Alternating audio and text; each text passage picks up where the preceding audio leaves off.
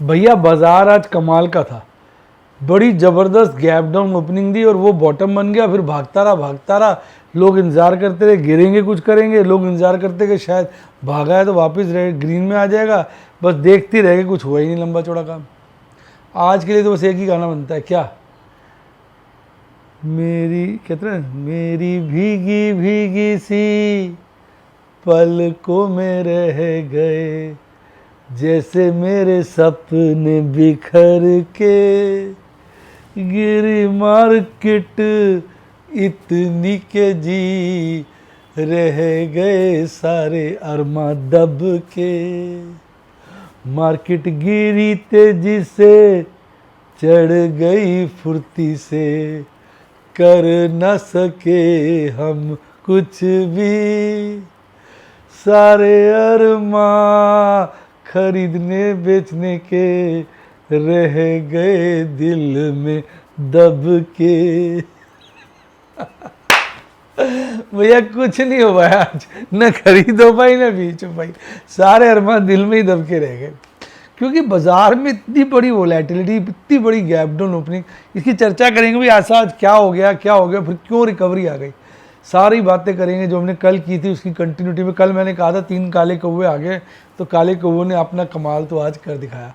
बाकी आपका विचार क्या है, काले कौवे कामयाब हुए या नहीं हुए, लिख डालिए कमेंट में, क्योंकि डार्लिंग मैं सारे कमेंट पढ़ता हूँ।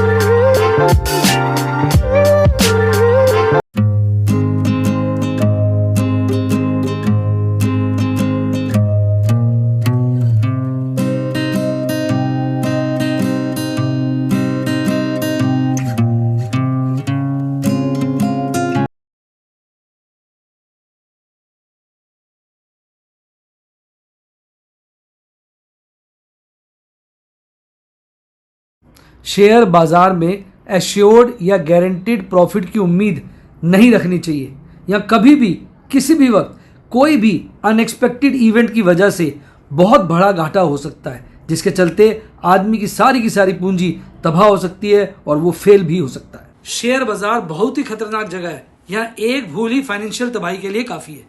मैं केवल एजुकेशनल वीडियोस ही बनाता हूं, मैं कोई बाय सेल रिकमेंडेशन नहीं देता हूं। चर्चा किए गए स्टॉक उदाहरण के लिए हैं और खरीदने या बेचने की कोई रिकमेंडेशन नहीं है। मेरा यह मानना है कि शेयर बाजार में निवेश किसी के कहने पर नहीं करना चाहिए, बल्कि अपने रिस्क एपेटाइट और जानकारी के हिसाब से करना चाहिए। सदा याद रखें, जिसने ली टिप उसकी हुई डिप। शेयर बाजार में निवेश जोखिमों के अधीन है। निवेश करने से पहले सभी संबंधित दस्तावेजों को ध्यान से पढ़ें। हाय गाइस, आपका स्वागत है आपके अपने जो MKJ टॉक्स फॉर इन्वेस्टमेंट इन हिंदी में। कैसे हैं आप भाई? आज तो कमाल हो गया, कई बातें हुई आज। वो ये कि बाजार आज जहाँ खुला वो आज का बॉटम ही था, उधर खुलते ही साला वापस धीरे धीरे ऊपर चढ़ता चला गया। आदमी वेट कर रहा और गिरेगा, इस चक्कर में कुछ ट्रेड ही नहीं हो पाया। फिर ऊपर जाके टंग गया, फिर लगता आज ना एक बार ग्रीन में आ जाएगा, मतलब कल के मुकाबले। आज की कैंडल तो ग्रीन ही बनी, क्योंकि गिरा जो हाँ खुला था वो आज का लोएस्ट था, उसके बाद बढ़ के ही बंद हुआ। तो ये लग रहा था कि बाजार जो है ना एक बारी कल के मुकाबले, कल का मतलब जो क्लोजिंग है उसके ऊपर आ जाएगा, पर ऐसा हुआ ही नहीं। तो कुछ काम ही ज़्यादा लंबा चौड़ा हो नहीं पाया बाजार में, तो जो अरमा थे दिल के अरमा में दब के रह गए। और आज की कैंडल और कल की कैंडल में गैप रह गया। पिछला गैप तो कल की कैंडल ने फुलफिल कर दिया था।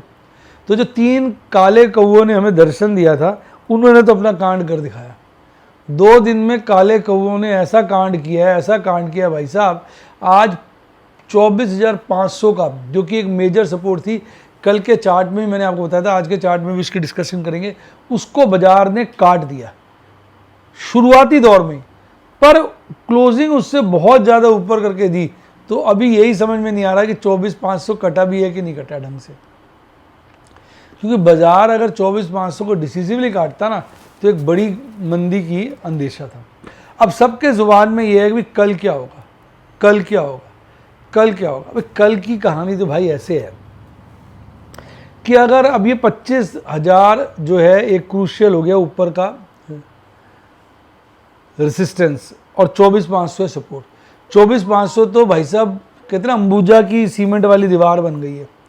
अगर ये टूटी अच्छे से, हो सकता है इसको 2-3 बार अटैक करना पड़े, फिर टूटेगी तो बाजार 24,000 के दर्शन कराएगा, अदरवाइज ऐसे ऊपर नीचे टालता रह जाएगा।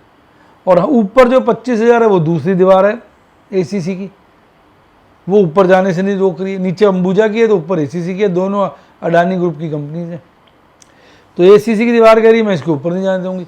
तो 25,000 अगर डीसीसी काट के ऊपर क्लोजिंग दी तो फिर 25,500 की यात्रा प्रारंभ हो जाएगी। यानी अब क्या है, दो दीवारें, नीचे 24,500, ऊपर 25,000। 25,000 डिसिसिवली कटा तो दर्शन होने चाहिए 25,500 के, 24,500 डिसिसिवली कटा तो दर्शन होने चाहिए 24,000 के। और हो सकता है अब ये अगली एक्सपायरी जो 19 तारीख की है, 4 दिन बचे हैं, मंडे से थर्सडे, बाजार इसी रेंज के बीच, नीचे में 24,500, ऊपर में 25,000, इसी में घूमता रहे, हल्का काट के फिर नीचे गिर जाएगा ऊपर, या नीचे काट के ऊपर आ जाएगा। अगर ऐसा रहा तो हो सकता है बाजार एक हफ्ता यही निकाल दें। बाजार में नेगेटिविटी न्यूज़ बहुत है, क्रूड ऑयल लगातार महंगा हो रहा है, इसराइल ने ईरान के ऊपर हमला कर दिया है और ईरान कह रहा है साले हम भी ड्रोनों की बारिश कर देंगे, ड्रोन्स की, अब तेरे को नहीं छोड़ेंगे।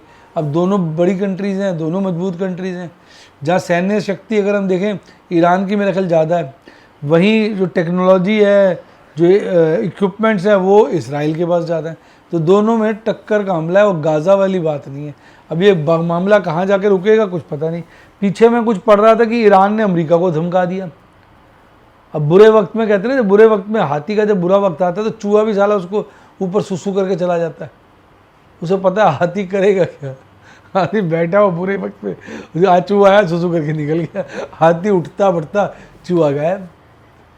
तो बुरे वक्त में फिर कहते हैं, एक और भी कहावत है, एक तो ये हाथी बुरे वक्त में हाथी के ऊपर चूहा सुसु करके चला जाता है। दूसरी कहावत है कि जब इंसान का बुरा वक्त आता है ना, अगर वो ऊँट के ऊपर बैठा हो, कितना ऊंचा ऊँट होता है, ऊँट ऊँच कहते पीठ ऊंची ऊँट की ऊंचाई से नहीं होती, होती है पीठ ऊंची ऊँट की। अब उस पीठ पे आदमी बैठा है, फिर भी कुत्ता आके उसको काट जाता है। बुरे वक्त में कुछ भी हो जाता है। तो अब ऐसा लग रहा है कि भैया बड़े बड़े देशों का बुरा वक्त चल रहा है। ईरान अमेरिका से डरता था, आजकल धमकाने में तुला हुआ है, जबकि उसकी कुछ औकात नहीं है। वही बात है, बस हाथी के ऊपर सुसु करके ईरान खुश हो रहा है। तो भैया वक्त जो है ना अजीब सा हो गया। वहाँ चाइना है, चाइना ने अपनी ऐसी मिसाइल के दर्शन कराए हैं जो साली पता नहीं जिसकी, जो मैं भूल गया एग्जैक्ट फिगर, वो बड़ी खतरनाक मिसाइल है। वहाँ अपने यहाँ से बैठे बैठे अमेरिका में हमला कर दे। अब वो कुछ इनकी कोई मीटिंग होने वाली है और चाइना की नीयत ख़राब है ताइवान के ऊपर, ताइवान पे कब्जा करना चाहता है। तो लोग सोच रहे थे कि कुछ ऐसी मीटिंग में कुछ चर्चा होनी है कि ताइवान को सब सपोर्ट करेंगे। तो चाइना ने धमकाने के लिए अपने ऑफिशियल न्यूज़ चैनल से अपनी मिसाइल की चर्चा करी है। तो ये बाज़ार का मूड माहौल ठीक नहीं है। अब आ जाओ रशिया रूस पे, रूस और यूक्रेन पे। रूस कह रहा है मैंने यूक्रेन के मेन आबादी वाले इलाकों में जाके हमला कर दिया, जो सबसे इंडस्ट्रियल टाउन है उनका। यूक्रेन कह रहा साला झूठ बोल रहा है। अब आ जाओ इंडिया पाकिस्तान में, यहाँ भी कौन सा दिक्कत, अभी थोड़ी देर के लिए शांति बहाल हुई है।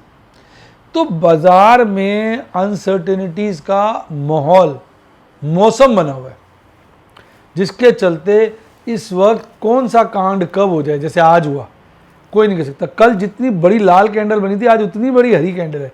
बस फ़र्क यह है कल बाजार ऊपर खुल के दबा के नीचे गिरा, आज साला नीचे खुल के दबा के ऊपर चढ़ा। तो अजीब सा माहौल है, जिसमें एक ही बात कही जा सकती है कि भैया रामलाल मस्ती में आग लगे बस्ती में, कि भैया हम तो मस्ती में बैठे हैं, राम जी कर रहे हैं, और जो हो जाए मार्केट के अंदर देख लेंगे, सुलट लेंगे, समझ लेंगे।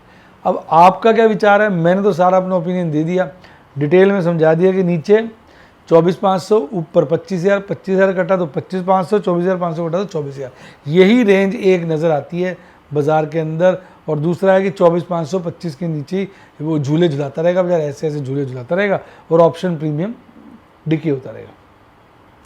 तो ये सारी मेरे को कहानी लगती है। आपको क्या क्या कहानी लगती है, अपने विचार कमेंट में ज़रूर लिखिएगा। आइए अब डेटा की बात करते हैं। देखिए भाई साहब, ग्रीड आ गया 50.61 पर। तो पीछे बाजार में जब ग्रीड आया था यहाँ पर 51.89 पे, तो मैं कह रहा था शायद फियर का माहौल बने, पर बाजार वहाँ से टर्न ले गया और भागता भागता भागता इधर पहुँच गया 64 पे। अब फिर 50.61 पे आया, 0.61 ग्रीड गिरा नहीं, इंडेक्स गिरा नहीं, मार्केट मूड वाला, ग्रीड बदल जाएगा फियर में। अब देखते हैं बड़े दिनों के बाद आ जाए शायद अब की बार, मार्केट में थोड़ा सा फियर भी वाली बात है। देखते हैं इंटरनेशनल फैक्टर्स में आज थोड़ा सा यूएस डॉलर इंडेक्स मजबूत हुआ है, क्रूड काफ़ी महंगा हो गया, ये बड़ा खतरा है, दिस इज़ वेरी नेगेटिव। रुपया फिर 86 के पार, ये very negative. 10 year treasury yield भी अब जो है 4 को लपेटने 4.4 के ऊपर जाने की कोशिश कर रही है। यानी दो फैक्टर्स ब्रेंट क्रूड ऑयल और यूएसडी आईएनआर तो नेगेटिव हो चुके हैं। यूएस डॉलर इंडेक्स अभी नेगेटिव ही नहीं है, पॉजिटिव ही है, और 10 ईयर ट्रेजरी यील्ड भी पॉजिटिव है, पर वो भी नेगेटिव होने की पूरी तैयारी में बैठे हुए हैं। ये देखिए मैं आपके लिए डेटा बढ़ा दिया ताकि आपको अच्छा लगे। आज आप देखेंगे एफआईज ने कैश सेगमेंट में बड़ी बिकवाली करी 1263 करोड़ की। उन्होंने अपने इंडेक्स फ्यूचर भी बेचे, स्टॉक फ्यूचर भी बेचे, कुल मिला के एक बड़ी बिकवाली कर दी 4738 करोड़ की। उनका साथ निभाने के लिए एक ही आदमी था, वो था आपका डीआई। उन्होंने एक बड़ी खरीदारी करी, लेकिन अगर आप आज की भी ब्लॉक डील्स देखेंगे तो यार बहुत ब्लॉक डील्स हैं आज भी कुछ नहीं तो 1500 करोड़ के आसपास की ब्लॉक डील्स हैं। 1500 करोड़ की, अब 1500 करोड़ की ब्लॉक डील है लगभग, तो नेट 1777 करोड़ की खरीदारी है, तो वो लगभग 1500 करोड़ की अप्रॉक्सीमेट है, तो लगभग सारी ब्लॉक डील में ही फूक गई। देखिए परसों बहुत बड़ा कांड हुआ था कि लगभग 57,000 करोड़ के ऑप्शन खरीदे थे एफआईज ने, कल बेचे थे। आज थोड़ा सा मैंने और डाटा क्लासीफाई करा आपके लिए।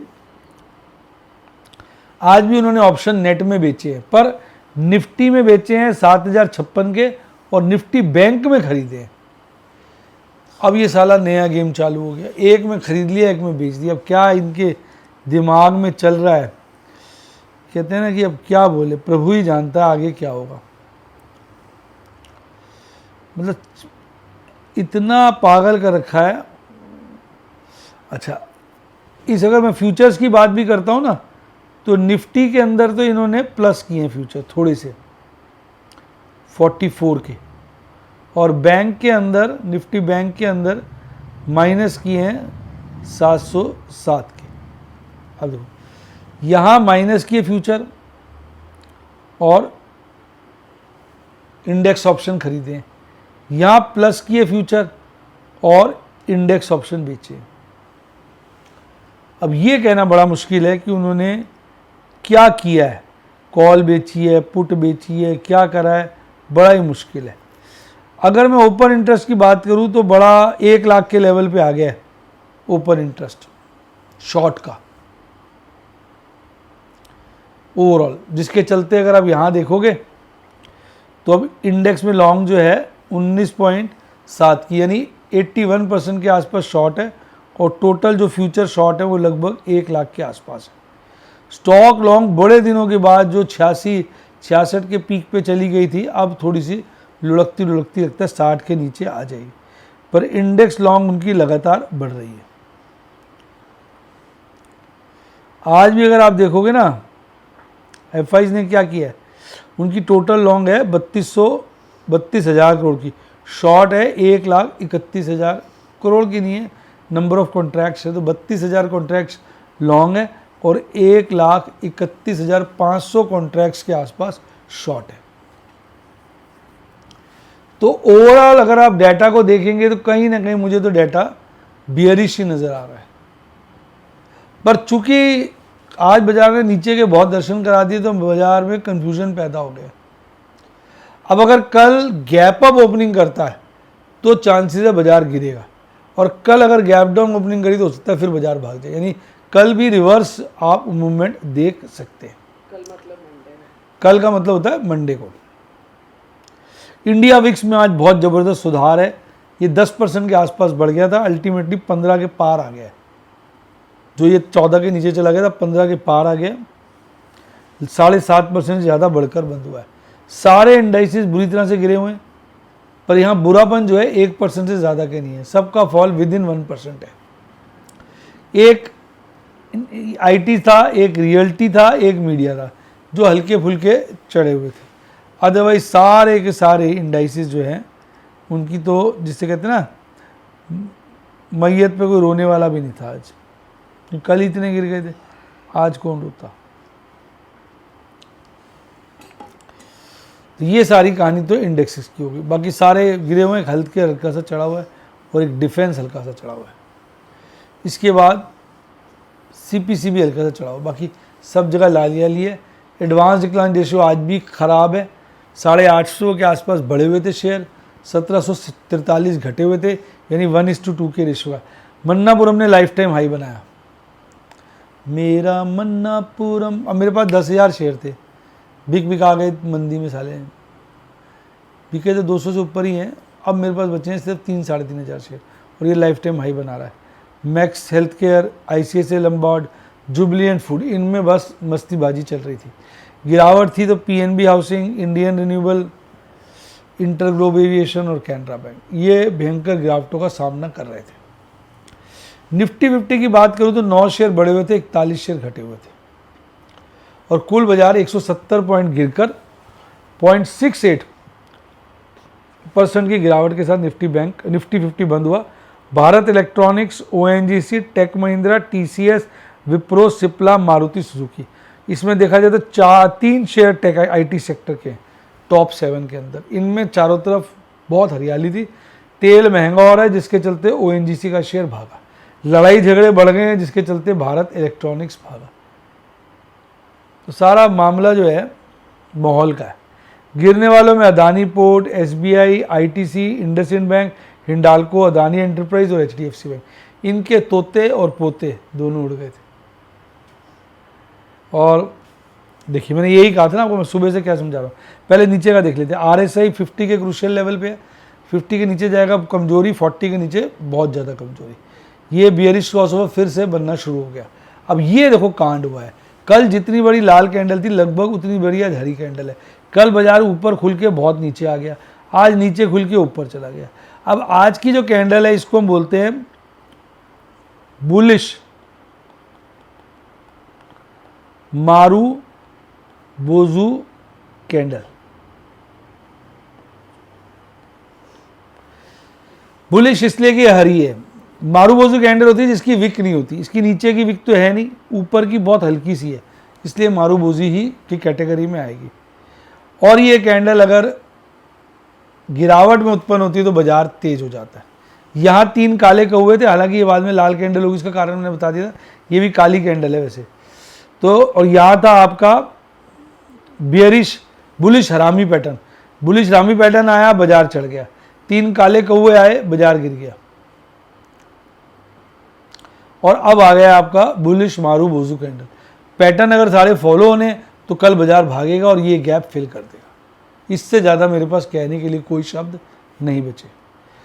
मैक्सिमम पेन में हल्का सा परिवर्तन है, 26,000 पे ओपन इंटरेस्ट कम हो गया और 25,000 पे बतेरा बढ़ गया है और बाजार है 24,718 पर। कहीं ना कहीं इस बात का संकेत है कि बाजार में कॉल राइटर्स पुट राइटर्स पे हावी होने की कोशिश कर रहे हैं और कमजोरी की तरफ बाजार को ले जाने की कोशिश कर रहे हैं।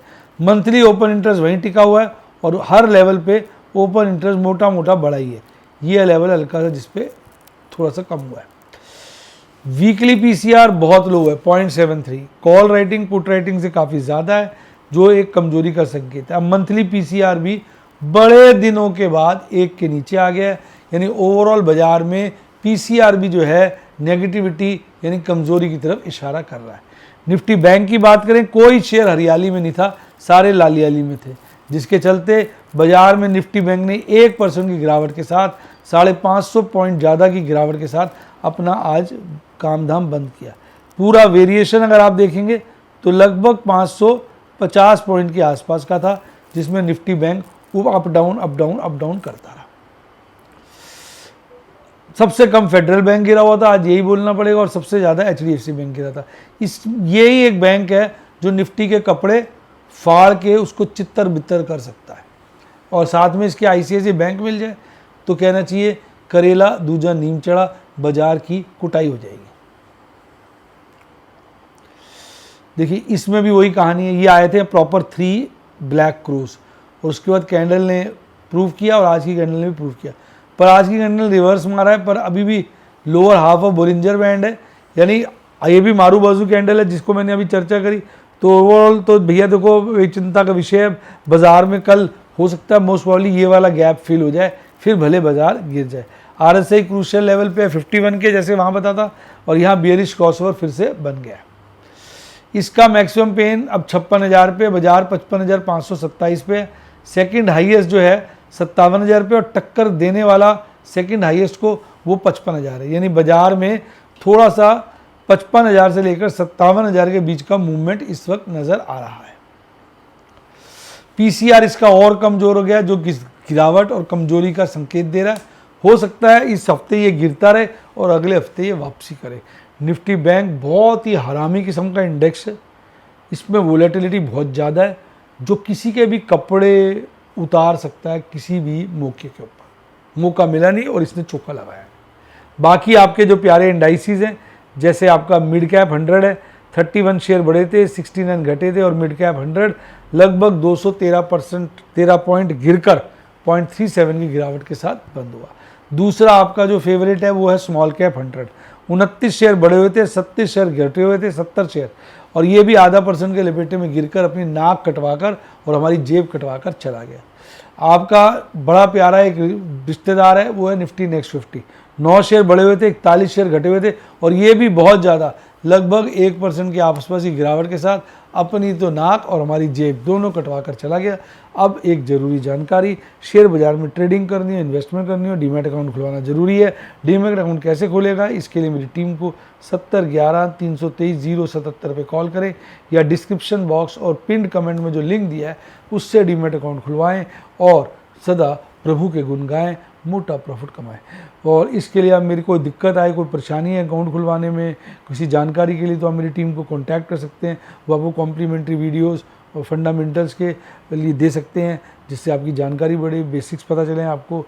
पर आप सदा याद रखें बेटा, हम कभी भी कोई बाय सेल रिकमेंडेशन नहीं देते हैं, इसकी आप हमसे कतई उम्मीद ना रखें।